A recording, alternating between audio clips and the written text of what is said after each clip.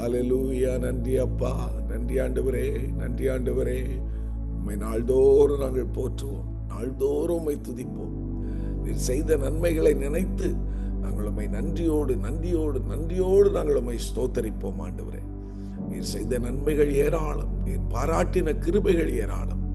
நீர் எங்களுக்கு காண்பித்த உம்முடைய தயவுகளையும் உம்முடைய இரக்கங்களையும் உம்முடைய அன்பையும் நினைத்து இந்த அதிகாலை நேரத்தில் உம்மை ஸ்தோத்தரிக்கிறோம். நம்ம எல்லாரும் அவரை துதிப்பதற்கு ஆண்டவர் நமக்கு பாராட்டின கிருபைகளுக்காக நாம் இதுவரைக்கும் நன்றி செலுத்தினோம். இப்பொழுது ஆண்டவரிடத்தில் நமக்கு தேவையான எல்லா காரியங்களையும் நாம் கர்த்தரிடத்தில் சொல்லலாம். ஆண்டவர் ஒருவனையும் ஒரு நாளும் புறம்பே தள்ளாத கர்த்தர், ஒருவனையும் ஒருபோதும் புறம்பே தள்ளாத கர்த்தர் நம்மத்தில் அவர் இருக்கிறார். ஹல்லேலூயா. சில நேரங்களில் நம்முடைய பிரச்சனைகள் நம்மை விட பெரியது என்று நாம் உணரும் போது கர்த்தருடைய ஆவியானவர் நமக்கு பக்கபலமாய் நின்று ஒரு வழியை நமக்கு உருவாக்கி காண்பிக்கிறார். இஸ்ரவேல் ஜனங்கள் செங்கடல் முன்னாடி நின்று எங்களை காட்டில் இந்த பிரச்சனை எங்களுக்கு ரொம்ப பெருசு அப்படின்னு உணர்கிற நேரத்தில் கர்த்தர் செங்கடலை 2ஆக பிளந்து ஒரு வழியை உருவாக்கி காண்பித்தார். அதே ஆண்டவர் இன்றைக்கு நம்மத்தில் அசைவாடி கொண்டிருக்கிறார். ஒரு வழியை உருவாக்குகிற கர்த்தர். சொல்லுங்கள், என் தேவன் எனக்காக ஒரு வழியை உருவாக்குவார். கரங்களை உயர்த்தி எல்லாரும் சேர்ந்து அறிக்கை பண்ணுங்கள், பார்க்கலாம்.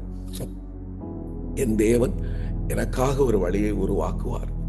என் தேவன் எனக்காக கிரியை செய்வார். என் தேவன் எனக்காக ஒரு அற்புதத்தை செய்வார். என் தேவன் எனக்காக வல்லமையான காரியத்தை செய்வார். அல்லேலூயா. விசுவாசிக்கிறவர்கள் ஆமென் என்று சொல்லுங்கள், பார்க்கலாம். என் தேவன், திரும்ப சொல்லலாமா? என் தேவன் எனக்காக கிரியை செய்வார். என் தேவன் எனக்காக வழியை உருவாக்குவார். என் தேவன் எனக்காக அற்புதம் செய்வார். என் தேவன் என்னை கைவிடாது இருப்பார். அதுதான் உண்மை. அருமையான தேவ பிள்ளைகளை, அதை சொல்லி பாருங்க. உங்களுக்குள்ளேயே ஒரு புது நம்பிக்கை உண்டாகும். ஒரு புதிய நம்பிக்கை அது மறுபடியும் அது துளிர் விடுவதை உங்கள் இருதயத்தில் நீங்க பார்ப்பீர்கள். எல்லாரும் சேர்ந்து மறுபடியும் ஒரு தடவை சொல்லுங்க, என் தேவன் எனக்காக ஒரு வழியை ஆயத்தம் பண்ணுவார், எனக்காக வழியை திறப்பார், நிச்சயமாக செய்வார். அருமையான தேவ பிள்ளைகளை, நம் தேவன் நமக்காக வழியை ஆயத்தம் பண்ணாமல் யாருக்காக செய்வார்? மறுபடியும் ஒரு 3 முறை சொல்லுங்கள், எனக்காக செய்வார். என் தேவன் எனக்காக செய்வார், எனக்காக வழியை ஆயத்தம் பண்ணுவார். ஹல்லேலூயா. என் தேவன் எனக்காக வழி ஆயத்தம் பண்ணுவார். என் தேவன் எனக்காக வழி ஆயத்தம் பண்ணுவார். என்னை கைவிடவே மாட்டார். என் தேவன் என்னை கைவிடவே மாட்டார். என் தேவன் என்னை கைவிடவே மாட்டார். ஆமென். நன்றி அப்பா, நன்றி அப்பா. நீர் எங்களை கைவிடவே மாட்டீர். நீர் எங்களை ஒருபோதும் வெட்கப்படுத்தவே மாட்டீர். நீர் எங்களை ஒருபோதும் கைவிடவும் மாட்டீர். நீர் எங்களை விட்டு விலகவும் மாட்டீர். எங்களை வெட்கப்படுத்தவும் மாட்டீர். நாங்கள் அதை முழுமையாக விசுவாசிக்கிறோம். இயேசுவின் நாமத்தினாலே, இயேசுவின் நாமத்தினாலே, இயேசுவின் நாமத்தினாலே. தகப்பனே உமக்கு நன்றி அப்பா, தகப்பனே உமக்கு நன்றி அப்பா. நன்றி தகப்பனே, நன்றி தகப்பனே. பரிசுத்தரே உமக்கு நன்றி, பரிசுத்தரே உமக்கு நன்றி. ஹல்லேலூயா, ஹல்லேலூயா. ஸ்தோத்திரம். இந்த வாரம் முழுவதும் நம்மை நடத்தின கர்த்தர் இந்த வீக்கெண்ட்ஸ்லையும் நமக்கு தேவையான சகல நன்மைகளையும் செய்வாராக. அடுத்த வாரம் கிறிஸ்துமஸ் வாரம். நம்முடைய பொருளாதார தேவையெல்லாம் சந்திக்கும்படி ஆண்டவரிடத்தில் இருகரம் கூப்பி, தகப்பனே எங்கள் தேவைகள் எல்லாம் சந்திங்கப்பா.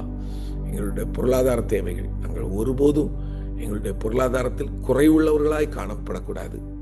உலகமெங்கிலும் இருக்கிற எல்லா ஏழைகள், திக்கற்றவர்கள் எல்லாரையும் கர்த்தர் போஷித்தரலுமப்பா. எல்லாருக்கும் உதவி செய்யுங்க, எல்லாருக்கும் உதவி செய்யுங்க ஏசப்பா. நீங்க எல்லாருக்கும் உதவி செய்யுங்க டாடி. உம்மால கூடும், உம்மால கூடும்.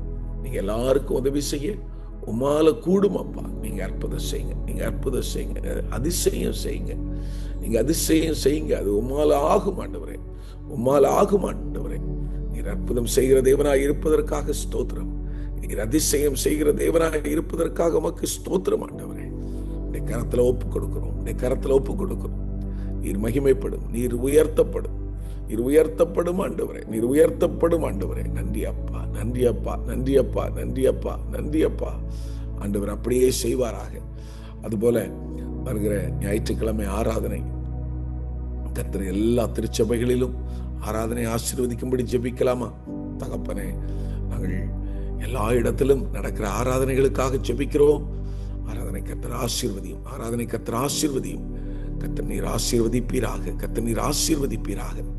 எல்லா இடங்களிலும் உம்முடைய மகிமையும் விளங்க பண்ணுவீராக. எல்லா இடங்களிலும் உம்முடைய வல்லமையை கர்த்தர் விளங்க பண்ணுவீராக.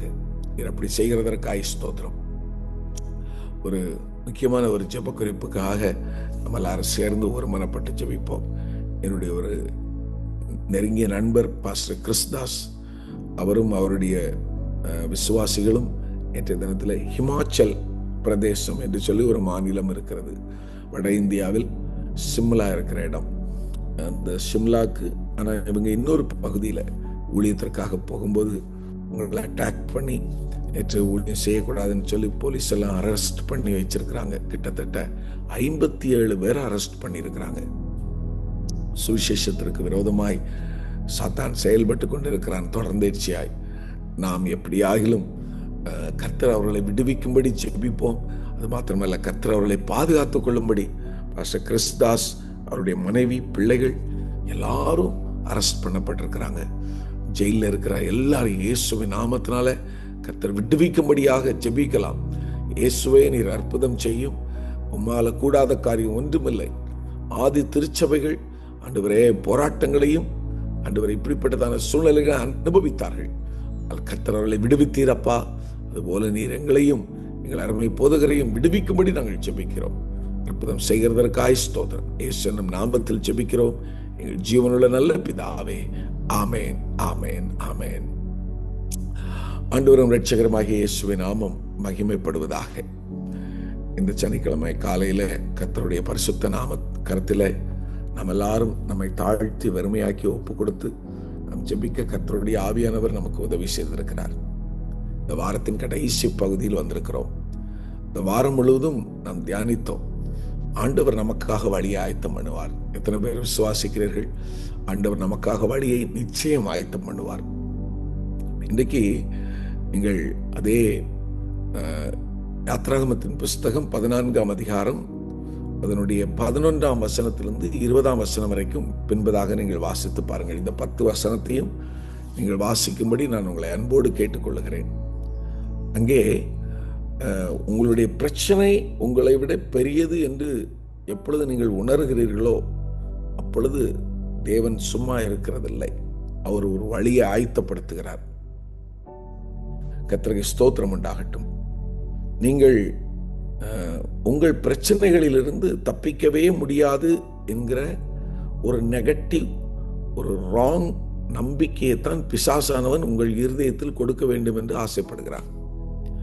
பிசாசானுடைய செயல்பாடே ஒரு நெகட்டிவ், ஒரு நரேஷனை உருவாக்கணும், ஒரு நெகட்டிவ் திங்கிங்கை உண்டாக்கணும்.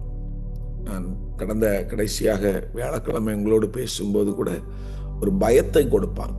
இப்பொழுது நான் சொல்லுகிறது, இனி தப்பிக்கவே முடியாது அப்படிங்கிற சூழ்நிலையை கொண்டு வருவான். இதுதான். அப்படி வரும்போது நம்மளுடைய ஆட்டிடியூடும் மாறிடும். அந்த சிந்தனை நமக்குள்ள வந்துருச்சுன்னு வச்சுக்கொள்ளுங்களேன், இந்த பிரச்சனையிலிருந்து எனக்கு விடுதலையே இல்லை, இந்த பிரச்சனையிலிருந்து நான் தப்பிக்கவே முடியாது, இதுதான் எனக்கு எல்லாமே, அவ்வளோதான் முடிஞ்சு போச்சு அப்படிங்கிற ஒரு எண்ணம் நமக்குள்ள வந்துருச்சுன்னு வச்சுக்கொள்ளுங்களேன். அப்புறம் தான் நம்ம வேற மாதிரி ரியாக்ட் பண்ண ஆரம்பிக்கிறோம். அதுக்கு முன்னாடி நல்லா இருப்போம். யாத்ராகமத்தின் புஸ்தகம் 14ஆம் அதிகாரம் 11ஆவது வசனத்துல பாருங்கள். அவர்கள் சொல்லுகிறாங்க, இஸ்ரவேல் ஜனங்கள், எகிப்திலே பிரேத குழிகள் இல்லை என்றா வனாந்திரத்தில் சாகும்படி எங்களை கொண்டு வந்தீர். நீர் எங்களை எகிப்திலிருந்து புறப்பட பண்ணினதால் எங்களுக்கு இப்படி செய்தது என்ன? ஒரு வார்த்தை அவர்களுக்குள்ள வருது, நம்பிக்கையற்ற வார்த்தை. நம்பிக்கையற்ற வார்த்தை அப்படிங்கிறது மட்டும் இல்ல, பேசக்கூடாததெல்லாம் பேசுவோம். இதுதான் மனுஷனுடைய செயல்பாடுகள். எப்போ தன்னுடைய பிரச்சனையிலிருந்து நான் இனி தப்பிக்க முடியாது, தன்னுடைய கவலைகள்ல இருந்து, போராட்டங்கள்ல இருந்து, வியாதிகள்ல இருந்து நான் தப்பிக்க முடியாது என்கிற எண்ணத்தை பிசாசானவன் நமக்குள்ள விதைக்கிறானோ அன்னைக்கு நாமும் இப்படித்தான் செயல்படுவோம். அன்றைக்கு மோசைக்கு விரோதமாய் ஜனங்கள் செயல்பட்டது போல நாமும் செயல்படுகிறோம். பல நேரங்கள் அப்படிப்பட்ட வார்த்தைகள் நமக்குள்ள இருந்து வெளியில வருகிறது. அடுத்து அவங்க இன்னொரு வார்த்தையும் சொல்றாங்க 12வது வசனத்துல, நாங்கள் எகிப்திலே இருக்கும்போது எகிப்தியருக்கு வேலை செய்ய எங்களை சும்மா விட்டு விடும் என்று சொன்னோம் அல்லவா. நாங்கள் வனாந்தரத்தில் சாகிறதை பார்க்கலும் எகிப்தியருக்கு வேலை செய்கிறது எங்களுக்கு நலமா இருக்குமே. அப்படின்னா ஒரு பிரச்சனை வந்து அந்த பிரச்சனையில விடுதலை கிடைக்காது அப்படிங்கிற மாதிரி ஒரு சிந்தனை வந்த உடனே, இதுல இருந்து தப்பி வைக்க முடியாது என்று சொன்ன உடனே பாஸ்ட் லைஃபுக்கு போயிடுறோம். இதை விட அது நல்லா இருந்துச்சு அப்படிங்கிற மாதிரி கம்பேரிசனுக்குள்ள போய், இதெல்லாம் மனுஷனுக்குள்ள நடக்கிற ஒரு காரியம். நம்மெல்லாம் அக்கிரமங்கள் நடப்பிக்க ஏதுவான காரியத்தை பிசாசானவன் நமக்குள்ள அப்படி விதைத்து விடுகிறான். ஆகவே எனக்கு அருமையான தேவ பிள்ளைகளே, இப்படிப்பட்ட சூழ்நிலைகள் நம்முடைய வாழ்க்கையில வரும்போது நம்ம கலகம் பண்ணாம இருக்கணும். நம்ம ரிபெல்லியஸ் ஸ்பிரிட் நமக்குள்ள வரக்கூடாது. நம்பிக்கையற்ற நிலைமையிலும் நமக்குள்ள இருந்து ரிபெல்லியஸ் ஸ்பிரிட் வராதபடி கர்த்தர் பாதுகாத்துக் கொள்வாராக. எதிர்த்து போராடுகிற, தேவையற்ற வார்த்தைகளை உபயோகிக்கிற சூழ்நிலை நம்மை விட்டு கடந்து போக வேண்டும். எத்தனை பேர் என்னோடு ஒத்துக்கொள்ளுகிறீர்கள்? சூழ்நிலைகள் வரும்போது அப்பொழுதும் நாம் அமைதியாக நின்று, என்னால முடியாது என்கிற இடத்தில் தேவன் எனக்கு ஒரு வழியை உருவாக்க வல்லவர் அப்படிங்கிற ஒரு பாசிட்டிவ் கண்ணோட்டத்தோட பார்க்க தேவன் நமக்கு உதவி செய்ய வேண்டும். கர்த்தருக்கு ஸ்தோத்திரம் உண்டாகட்டும். எல்லா சூழ்நிலையிலும் தேவன் எனக்கு ஒரு வழியை உருவாக்க முடியும். கர்த்தருக்கு ஸ்தோத்திரம் உண்டாகட்டும். இந்த மாதிரி சூழ்நிலையில தான் பிசாசானவன் சொல்லுகிறான், உனக்கு வழியே இல்லை. ஆனா 13வது வசனத்தை பாருங்க. அப்பொழுது மோசே ஜனங்களை நோக்கி, பயப்படாதிருங்கள், நீங்கள் நின்று கொண்டு இன்றைக்கு கர்த்தர் உங்களுக்கு செய்யும் ரட்சிப்பை பாருங்கள். நீங்கள் இன்றைக்கு காணுகிற எகிப்தியரை இனி என்றைக்குமே காண மாட்டீர்கள். 14வது வசனம், கர்த்தர் உங்களுக்காக யுத்தம் பண்ணுவார், நீங்கள் சும்மா இருப்பீர்கள். ஹல்லேலூயா. கரங்களை உயர்த்தி ஒரு தடவை சத்தமா ஆமென் சொல்லுங்கள் பார்க்கலாம். நீங்கள் சும்மா இருப்பீர்கள், கர்த்தர் உங்களுக்காக யுத்தம் பண்ணுவார். அதுதான் அதுல விசேஷம். அருமையான தேவ பிள்ளைகளே, பிசாசு சொல்கிறான் உனக்கு வழி இல்லை.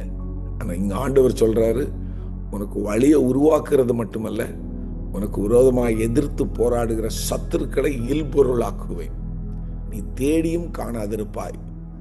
இதற்கு மேல அந்த சத்துரு உனக்கு முன்னாடி வர்றதுக்கே இடம் கொடுக்காதபடி நான் கிரியை செய்வேன் என்று கர்த்தர் சொல்லுகிறார்.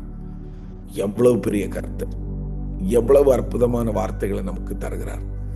நன்றி செலுத்துங்கள் அருமையான தேவ பிள்ளைகளே. ஆகையினால உங்களுடைய எண்ணங்கள் சோர்ந்து போகாதிருப்பதாக.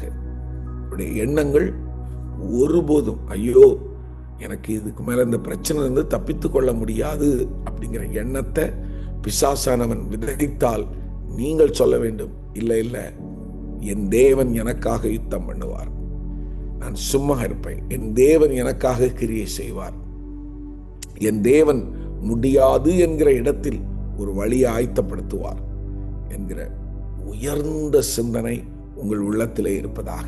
ஹல்லேலூயா. கர்த்தருக்கு ஸ்தோத்திரம் உண்டாகட்டும். எனக்கு அருமையான தேவ பிள்ளைகளே, அது மட்டுமல்ல, ஒரு காரியத்தை நீங்கள் நினைத்துக் கொள்ளுங்கள். இப்படிப்பட்ட பயம், தோல்வி எண்ணங்கள் அல்லது முடியாது என்கிற எண்ணங்கள், எல்லாம் முடிந்து போயிற்று அப்படிங்கிற எண்ணங்கள், பழைய சிந்தனைகள், இவைகள் எல்லாம் பிசாசு கொண்டு வரும்போது தேவனோடு முன்னோக்கி செல்லுங்கள். அதன் மூலம் உங்கள் வாழ்க்கையில ஒரு பெரிய வெற்றி கிடைக்கும். கர்த்தரோடு முன் செல்வது என்ன அப்படின்னு சொன்னா, ஆண்டவர் சொல்லுகிற காரியத்தை அந்த கஷ்டமான நேரத்துல செய்ய தவறாதீங்க. உங்க உள்ளத்தின் ஆழத்துக்குள்ள ஒரு உணர்வை தருவார், இதை செய் மகனே அப்படின்னு ஒரு உணர்வை கொடுத்தால் அதை செய்யுங்கள். அப்பொழுது செய்ய கர்த்தர் உங்கள் வாழ்க்கையில அற்புதத்தை நிச்சயமா செய்வார். நான் கடந்த நாட்கள்ல ஒரு மிகப்பெரிய ஒரு பிரச்சனை, அந்த பிரச்சனையில ஆவியானவருடைய சமூகத்துல இப்படித்தான் பிசாசானவன் நெகட்டிவான எண்ணங்களை எனக்கும் தருவான். சில நேரத்துல நானும் மனுஷன் தானே, எனக்குள்ளேயும் அது அவன் எப்படியாகிலும் விதைத்தரணும்னு முயற்சி பண்ணுவான். உன்னால முடியாது, இதெல்லாம் செய்ய உன்னால முடியாது, இதெல்லாம் நீ பண்றதுக்கு தகுதியான ஆளும் இல்லை அப்படிங்கிற மாதிரிலாம் சிந்தனை கொண்டு வந்துருவான். ஆனால் ஆவியானவர் அப்படி இல்லை. இல்லை மகனே, நான் கூட இருக்கிறேன். இல்லை மகனே, நான் உனக்காக வழியை ஆயத்தப்படுத்துவேன். இப்போ ஆண்டவரோடு நடப்பது, ஆண்டவரே நீர் என்ன சொல்லுகிறீரோ அதன்படி மட்டும் நான் செய்ய என்னை ஆயத்தப்படுத்துகிறேன். நான் செயல்பட மாட்டேன். பல நேரங்களில் நாம செயல்பட்டுறோம். அங்கதான் நம்ம தோற்று போகக்கூடிய சூழ்நிலைகள் பிசாசானவன் உருவாக்கி விடுகிறான். நாம எப்படி செயல்படுகிறோம்? கர்த்தரிடத்துல விசாரிக்கிறதில்லை, கர்த்தரிடத்தில் போய் ஜெபிப்பதில்லை, தெய்வ மனிதர்களிடத்தில் கலந்து ஆலோசிப்பதில்லை. சுயமாக ஒரு சுய ஞானத்தை நம்பி சில காரியங்களை செய்து தோற்று போகிறோம். ஜெபத்தில் தரித்திருங்கள், வேத தியானத்தில் தரித்திருங்கள். கர்த்தர் நிச்சயமாக உங்களை அற்புதமாய் அதிசயமாய் நடத்துவார். நான் இந்த வேத வசனத்தை இந்த நாட்களில் தியானித்துக் கொண்டிருக்கிறேன். கர்த்தர் என்னை மறுபடியும் பலப்படுத்துகிறார். உங்களையும் பலப்படுத்துவார், உங்கள் குடும்பத்தை பலப்படுத்துவார். வருகிற புதிய வருஷத்தை சந்திப்பதற்கு இன்னும் ஒரு 10 நாட்கள் தான் இருக்கிறது. இந்த 10 நாட்களிலும் தேவனோடு பிரயாணம் பண்ணுங்கள், தேவனோடு அசைவாடுங்கள். உங்களுடைய ஜெபமும் வேத வாசிப்பும் நேரங்கள் அதிகரிக்கப்படட்டும். கர்த்தர் இன்றைக்கு மட்டுமல்ல, எல்லா நாளையும் உங்களுக்கு ஆசீர்வாதமாக்கி தருவார். கர்த்தர் தாமே உங்களையும் உங்கள் குடும்பத்தையும் ஆசீர்வதிப்பாராக. ஜெபிக்கலாமா? பரலோகத்தின் பிதாவே, நல்ல ஆண்டவரே, இந்த நல்ல அதிகாலை நேரத்திற்காக உமக்கு ஸ்தோத்திரம். எங்கள் அருமை பிள்ளைகள் ஒவ்வொருவருக்காகவும் நான் ஜெபிக்கிறேன். அப்பா, கடந்த நாட்களில் எல்லாம் நீர் செய்த எல்லா நன்மைகளுக்காக உமக்கு ஸ்தோத்திரம். நீர் பாராட்டின கிருபைகளுக்காக உமக்கு ஸ்தோத்திரம். உடைய இரக்கமுள்ள ஐஸ்வர்யமுள்ள கரத்துக்காக நன்றி. நீர் செய்ய நினைத்தது ஒன்றும் தடைபடாது என்று நாங்கள் அறிந்திருக்கிறோம். நாளை தினத்திலே உலகமெங்கும் நடக்கிற ஆராதனைகள் எல்லாம் ஆசீர்வதிக்கப்படட்டும். எல்லா சபைகளிலும் தேவநாமம் மகிமைப்படட்டும். உடைய கிருபை ஆண்டவரே உயர்த்தப்படுவதாக. உடைய கிருபையினாலே பல நன்மைகளையும் அதிசயங்களையும் அற்புதங்களையும் எங்களுக்கு செய்வீராக. தொடர்ந்து உடைய பரிசுத்த நாமம் உயர்த்தப்படட்டும். இந்த நாட்களில் எல்லாருக்கும் வேண்டிய சகல நன்மைகளையும் பரலோகத்திலிருந்து தாரும். அடைக்கப்பட்ட வழிகளை திறந்து தாரும். புதிய பாதைகளை அவர்கள் காண கர்த்தர் உதவி செய்யும். நீர் அப்படி செய்கிறதற்காக உமக்கு நன்றி. தொடர்ந்து உடைய பரிசுத்த நாமத்தை நாங்கள் உயர்த்துகிறோம். நீர் மகிமைப்படும். துதியும் கனமும் மகிமையும் நாங்கள் உமக்கு ஒருவருக்கே செலுத்துகிறோம். எங்கள் ஜெபத்தை கேட்டதற்காக உமக்கு கோடி நன்றி அப்பா. மறுபடியும் நாங்கள் சந்திக்கிற வரை உம்முடைய பிரியாத கரம் எங்களோடு இருப்பதாக. உம்முடைய பிள்ளைகளை நான் வாழ்த்துகிறேன், ஆசீர்வதிக்கிறேன். அவர்களுக்கு பாதுகாப்பு உண்டாகட்டும், அவர்களுக்கு மகிழ்ச்சி உண்டாகட்டும். பெரிய காரியங்களை செய்யும். இயேசுவின் நாமத்தில் ஜெபிக்கிறோம் எங்கள் ஜீவனுள்ள நல்ல பிதாவே, ஆமென். என் ஆத்துமாவே கர்த்தரை ஸ்தோத்திரி, என் முழுமை பரிசுத்த நாமத்தை ஸ்தோத்திரி. என் ஆத்துமாவே கர்த்தரை ஸ்தோத்திரி, கர்த்தர் செய்த சகல உபகாரங்களையும் மறவாதே. ஆமென், ஆமென். God bless you. அருமையான தேவ பிள்ளைகளே, கர்த்தர் உங்களை மறுபடியும் ஆசீர்வதிப்பாராக. மறுபடியும் திங்கட்கிழமை காலை சந்திப்போம். நாளை தினத்தில் ஞாயிற்றுக்கிழமை ஆராதனைகளுக்கு கடந்து செல்ல தவறாதிருங்கள். நீங்கள் எந்த ஊர்ல எந்த பட்டணத்தில் இருந்தாலும் நீங்கள் தொடர்ந்து ஆராதிக்கிற சபையில் போய் ஆராதியுங்கள். கர்த்தர் உங்களை நிச்சயம் ஆசீர்வதிப்பார். Have a blessed weekend. மறுபடியும் திங்கட்கிழமை காலை சந்திக்கலாம். Bye bye.